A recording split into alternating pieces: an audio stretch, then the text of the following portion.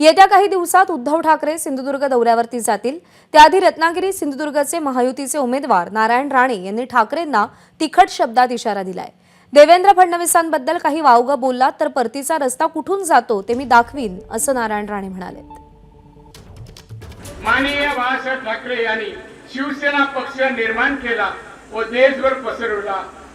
या कार्ट्याने माणसाने साहेबांच्या नंतर काही वर्षातच शिवसेना पक्ष संपव ते त्याला उत्तर देऊन, कारण आमच्या देवेंद्र बद्दल ज्या भाषेत बोलला ना त्याला हे उत्तर आहे।